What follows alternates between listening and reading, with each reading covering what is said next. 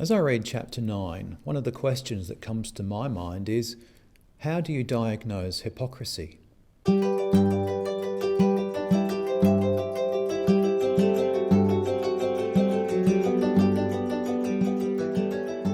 There's not so much in chapter 9 that would be unfamiliar to the new reader, but I was really struck by this description of Swedenborg's in paragraph 68. Hypocrites are those who talk well and do well, but regard themselves in everything. They talk as do the angels, and they also act rightly, that they may appear to be such as they are in speech. But they think otherwise, believe nothing, and wish good to none but themselves. Their doing good is for the sake of self, or if for the sake of others, it is in order to be seen, and thus still for the sake of self. Hypocrisy is one of those accusations we tend to throw around rather easily, especially about our opponents. And we're familiar with the concept of double standards.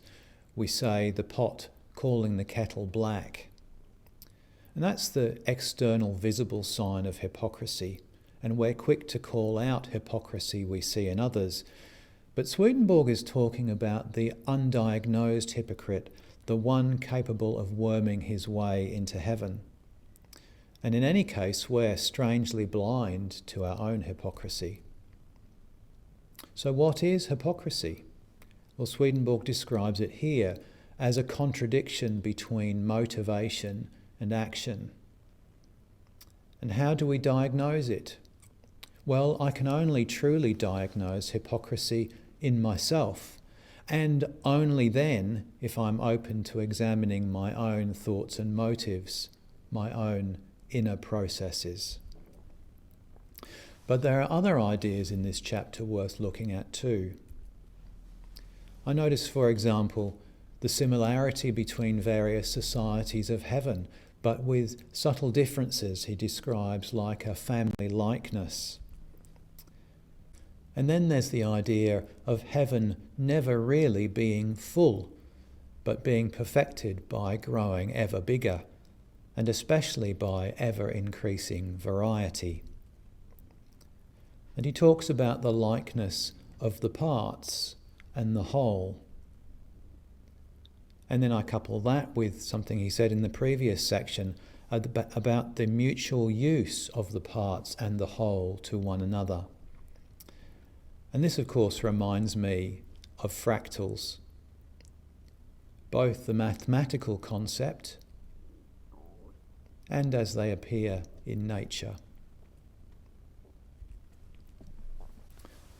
I've talked in previous episodes about Swedenborg's influences on the great thinkers of history, but what about you? How do Swedenborg's ideas inspire you? Really, the only person I can talk about is myself, and there are many ideas in Swedenborg that I really enjoy. But today I'd particularly like to share the idea of unity in diversity.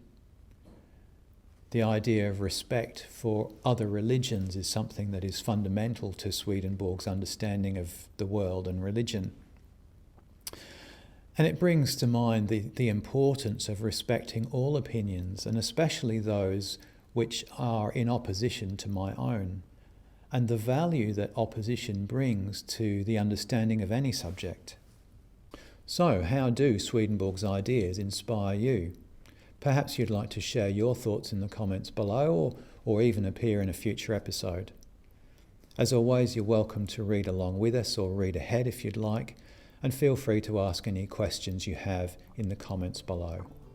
Enjoy the journey.